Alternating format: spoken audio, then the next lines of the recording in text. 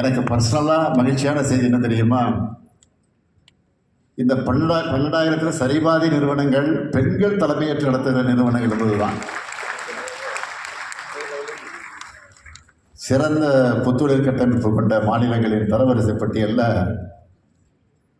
2018ஆம் ஆண்டு கடைசி நிலையில் இருந்த தமிழ்நாடு 4 ஆண்டுகளில் 2022ஆம் ஆண்டு முதல் இடத்துக்கு உயர்ந்திருக்கு. ஸ்டார்ட் அப் ஜீனோம் அமைப்பு வெளியிட்ட உலகளாவிய புத்தொழில் குழமைவு அறிக்கை 2024 படி ஆசிய அளவிலேயே 18ஆம் இடத்துல சென்னை இருக்கு. நிதி ஆயோக்கின் கீழ் செயல்படும் அட்டல் இன்னோவேஷன் மிஷன் அமைப்பானது புத்தாக்க குழமைவு சிறப்பாக இருக்க மாநிலங்களில் முன்மாதிரி மாநிலமாக தமிழ்நாட்டை அங்கீகரிச்சிருக்கு. அவுட்லுக் பிஸ்னஸ் இதழ் வெளியிட்ட 2024ஆம் ஆண்டுக்கான புத்தொழில் குழமைவுகளில் சிறப்பாக செயல்படுற மாநிலங்கள் வரிசையில் நாட்டிலேயே முதல் 3 மாநிலங்களில் தமிழ்நாடு இடம் பிடிச்சிருக்கு. சமீப காலமாக தமிழ்நாட்டில் உள்ள புத்தொழில் நிறுவனங்களோட முதலீடு திரட்டும் திறனும் உயர்ந்து வருது. 2016ஆம் ஆண்டு $1 மில்லியன் இருந்துச்சு. 2024ஆம் ஆண்டு $6 மில்லியன் அது உயர்ந்து இருக்குதுன்னு இங்க் 42 அறிக்கை தெரிவிக்குது. இது தமிழ்நாட்டில் உள்ள புத்தொழில் நிறுவனங்கள் மேலே முதலீட்டாளர் வச்சிருக்கக்கூடிய நம்பிக்கையை வெளிப்படுத்துது. 2020ஆம் ஆண்டு 2024ஆம் ஆண்டு நிதியாண்டில் தமிழ்நாட்டில் இருந்து DPIIT தளத்தில் அங்கீகரிக்கப்பட்ட ஸ்டார்ட் அப் நிறுவனங்களோட எண்ணிக்கை ஆண்டுக்கு 36 விழுக்காடு கூட்டு வளர்ச்சியை பதிவு செஞ்சிருக்கு. இது தேசிய சராசரியான 11 விழுக்காட்டை விட 3 மடங்கு அதிகம். உயர் தொழில்நுட்பத்துறையின் பவர் ஹவுஸாக சென்னை வளர்ந்து வருது. 2021-24ஆம் ஆண்டு காலத்தில் சென்னையை மையமாக கொண்ட உயர் தொழில்நுட்ப ஸ்டார்ட் அப் நிறுவனங்களில் செய்யப்பட்ட முதலீடு மதிப்பு 66 விழுக்காடு ஆண்டு கூட்டு வளர்ச்சி அடைஞ்சிருக்கு. தேசிய அளவில் இது 2வது இடம். இந்த சாதனை பட்டியலின் பின்னணியில் நாம் வடிவமைச்சு செயல்படுத்தி வரக்கூடிய பல திட்டங்கள் இருக்குது. புத்தொழில் நிறுவனங்களின் வளர்ச்சியை மெட்ரோ சிட்டியை தாண்டி மாநிலத்தின் அனைத்து பகுதிகளையும் சென்றடையும்னு கோல் செட் பண்ணி நாம் செயல்பட்டு இருக்கோம். அதன்படி 11 வட்டார மையங்கள் அமைச்சிருக்கிறோம்.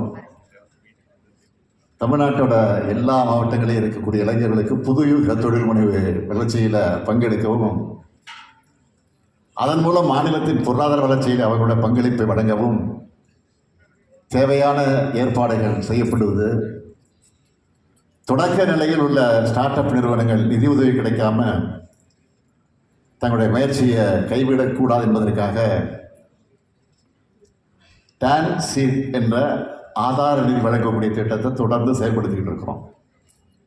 இதுலேயும் பெண் தொழில் முனைவோர்களுக்கு 50 விழுக்காடு கூடுதல் நிதி வழங்குகிறோம்.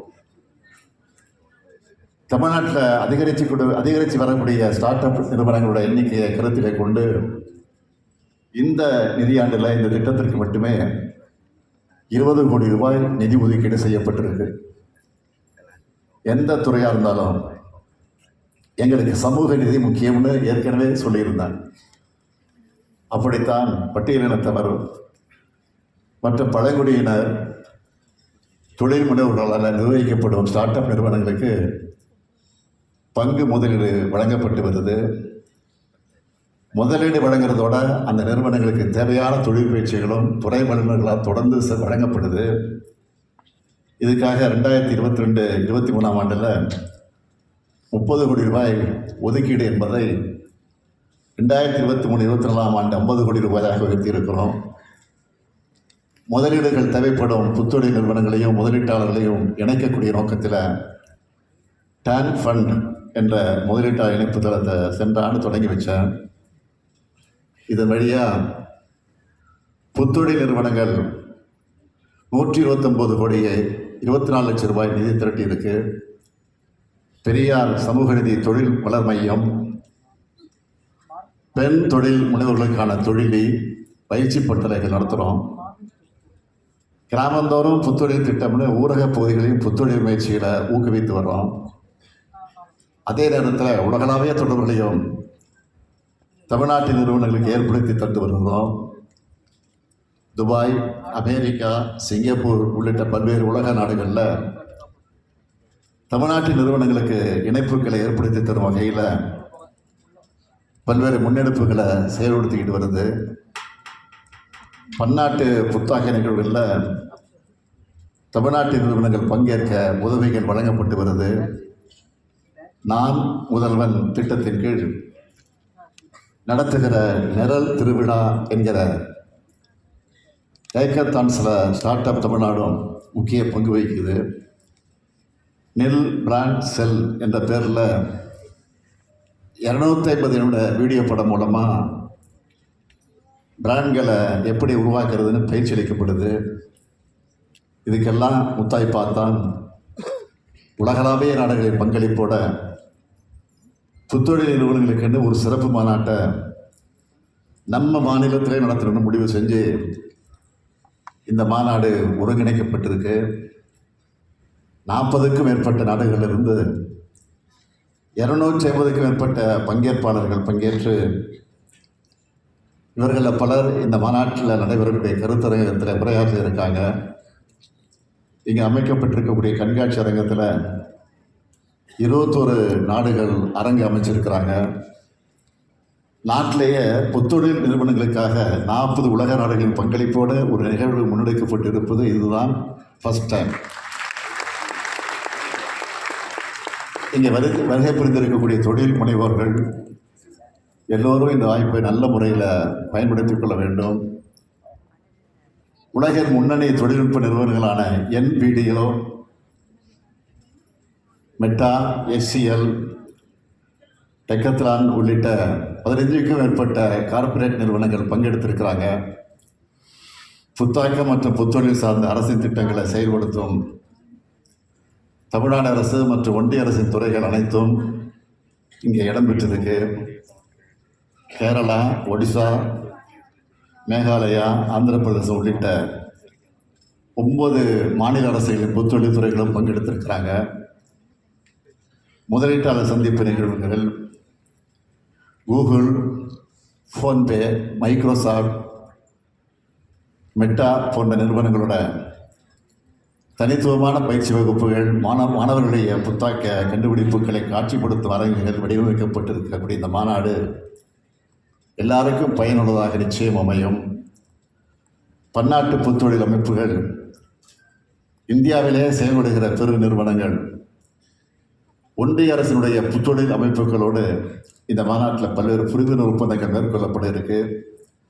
குறிப்பாக ஜெர்மனியை சார்ந்த ஆசியா பெர்லின் அமைப்பு, அமெரிக்காவின் சாண்டா கிளாரா பல்கலைக்கழகம், பிரான்ஸ் நாட்டை சார்ந்த லிங்க் இன்னோவேஷன் அமைப்பு, கனடா, தென்கொரியா, பிலிப்பைன்ஸ் ஆகிய நாடுகளைச் சார்ந்த புத்தொழில் அமைப்புகளுடைய புரிந்துணர்வு ஒப்பந்தம் பரிமாறிக் கொள்ளப்பட்டிருக்கு. இதன் மூலம் தமிழ்நாட்டு நிறுவனங்களுக்கு புதிய சொந்த வாய்ப்புகள் உருவாகும். மேலும் பல திறன் மேம்பாட்டு பயிற்சிகளும் வழங்கப்படும். அடுத்த 10 ஆண்டுகளில் ஸ்டார்ட் அப் நிறுவனங்களுக்கு உகந்த முன்னணி மாநிலமாக தமிழ்நாட்டை கட்டமைக்க என்னென்ன செய்யணும் என்கிற கருத்துக்களை உள்ளடக்கிய விஷன் 2035 தொலைநோக்கு அறிக்கையோட முதல்நிலை செயல்திட்ட வரைவை இன்று வெளியிட்டிருக்கிறேன். புத்தொழில் சார்ந்த தரவுகளை வெளியிடுவதில் புகழ்பெற்ற அமைப்பான ஸ்டார்ட் அப் ஜீவனம் தான் இந்த அறிக்கையை தயாரிச்சிருக்கு. மாநிலத்தின் புத்தொழில் சூழல் மேம்பாட்டுக்கான வழிகாட்டு செயல் திட்டங்கள் உள்ளடங்கிய 2ஆம் தொகுப்பு இன்னும் சில வாரங்களில் வெளியிடப்படும்னு தெரிவிச்சுக்கிறேன். இன்று தமிழ்நாட்டின் புத்தொழில் சூழல் குறித்த Inc. 42 நிறுவனத்தின் ஆய்வு அறிக்கையும் வெளியிட்டிருக்கிறேன். இந்த 4 ஆண்டுகளில் தமிழ்நாட்டின் புத்தொழில் மற்றும் புத்தாக்க சூழல் அடைந்திருக்கக்கூடிய வளர்ச்சியை ஆதாரங்களோடு இந்த அறிக்கை தெரிவிக்குது. இந்த மாநாடு தொழில் முனைவு ஆர்வலர்கள், ஸ்டார்ட் அப் நிறுவனங்கள், மாணவ மாணவியர் எல்லாருக்கும் ஆனது. நிறைவாக நம்ம மாநிலத்தின் புத்தொழில் சூழலை வலுப்படுத்த அதற்காக ஒரு திட்டத்தை இந்த மாநாட்டில் அறிவிக்க விரும்புகிறேன். 100 கோடி ரூபாய் ஒதுக்கீட்டில் இணை உருவாக்க நிதியம் தொடங்கப்படும். தமிழ்நாட்டு புத்தொழில் நிறுவனங்களில் முதலீடு செய்யக்கூடிய துணிகர முதலீட்டு நிறுவனங்களில் அரசு முதலீடு செய்யும். இந்த நிதியம் தமிழ்நாடு புத்தொழில் மற்றும் புத்தாக்க இயக்கத்தால் நிர்வகிக்கப்படும். இதன் மூலம் தமிழ்நாட்டில் புதிய துணிகர முதலீட்டு நிறுவனங்கள் உருவாகும். மேலும் உலக அளவில் முன்னணியாக இருக்க முதலீட்டு நிறுவனங்களை தமிழ்நாட்டை நோக்கி இருப்பதற்கும் வழிவகுக்கும். இந்த நிகழ்ச்சிக்கு பிறகு கோவை மக்களுடைய நீண்ட நாள் கோரிக்கையான தமிழ்நாட்டிலேயே அதிக நீளமான 10.10 கிலோமீட்டர் நீளமுள்ள அவிநாசி சாலை உயர்மட்ட மேம்பாலத்தை திறந்து வைக்க இருக்கிறேன். அந்த பாலத்துக்கு தந்தை பெரியாருடைய உற்ற கொள்கை தோழர், இந்தியாவின் எடிசன் என அழைக்கப்பட்ட கோவைக்கு பெருமை சேர்த்த திரு ஜிடி நாயுடு பெயரை சூட்டியிருக்கிறேன். அது மட்டுமல்ல, கடந்த ஆண்டு நவம்பர் மாதம் நான் கோவைக்கு வந்தப்போ பல்வேறு தங்க நகை உற்பத்தியாளர் சங்கங்களை சேர்ந்தவங்களை வச்சு ஒரு கோரிக்கையை இடத்துல எடுத்து சொன்னாங்க. அதை ஏற்று குறிச்சி தொழிற்பேட்டையில் மிகப்பெரிய தங்க நகை பூங்கா கட்டப்படும்னு அறிவித்தேன். அதுக்கான அடிக்கல்லையும் நான் நாட்ட உள்ளேன். அடுத்த மாதம் கோவையில் மிகப்பெரிய பூங்காவாக 175 கோடி ரூபாய் செலவில் செம்மொழி பூங்கா திறக்க இருக்கிறோம். அடுத்து கோவையில் மிகப்பெரிய நூலகமாக பெரியார் உலகம் விரைவில் திறக்க இருக்கிறோம். அதேபோல் கோவையில் மிகப்பெரிய கிரிக்கெட் ஸ்டேடியமும் வர இருக்கு. இப்படி தொழில்நகரமான கோவை வளர்ச்சிக்கு துணை நிற்கக்கூடிய நமது திராவிட மாடல் அரசின் பயணம் திராவிட மாடல் 2 ஓவிலும் தொடரும் என்று சொல்லி விடைபெறுகிறேன். நன்றி, வணக்கம்.